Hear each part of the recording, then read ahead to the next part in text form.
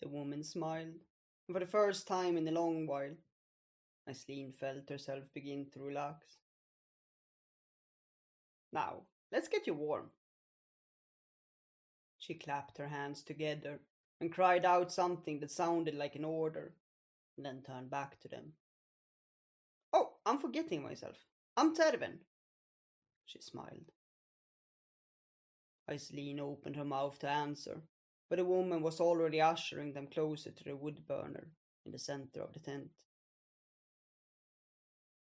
You must be cold. Here, you need to get warm.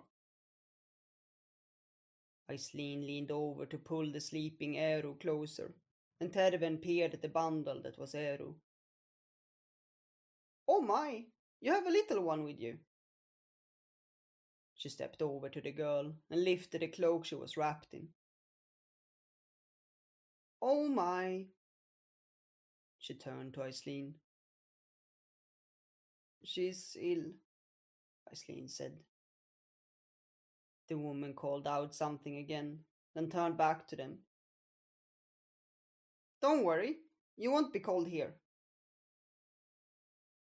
She began to usher them around, making space on the floor for them.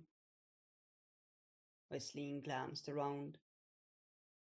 The tent was small, but well insulated against the cold.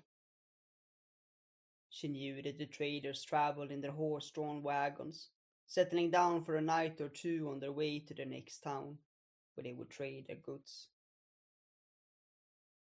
Moments later, there was a ruffle outside, and a young man stepped inside, carrying a tray of food and a bundle of what appeared to be clothes. He placed them on the floor and then exchanged a few words with Terven that Aislin couldn't hear, and left. Terven smiled. She seemed to do that a lot, and said, Now, let's get her out of that wet cloak. She leaned over the sleeping Eru and carefully unwrapped her from the cloak. The girl stared and slowly opened her eyes. It's okay, Aislin said, stroking her arm. The girl looked around sleepily, then saw Terven and scrambled back. Aislin wrapped her in her arms. We're safe, don't worry. The girl stared fiercely at Terven. She won't hurt you, we're safe here. Terven gestured for Eru to come closer, but the girl only glared at her. Let's face the little one, the woman chuckled.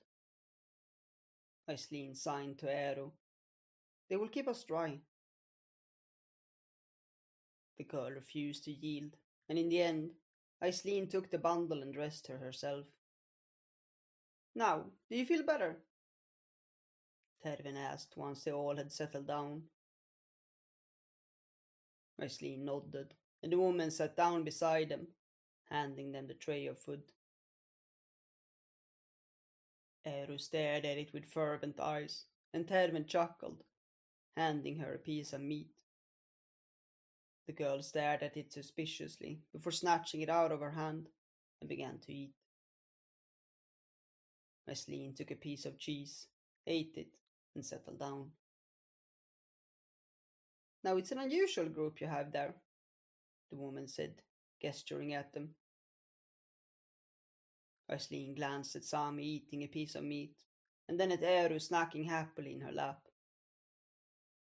She had never thought about how to explain how a Southan, high-ranked soldier, a dirty Kareshi girl, and herself would have come to travel together. Sami saved her though, as she said, the war brings many unlikely travelers together.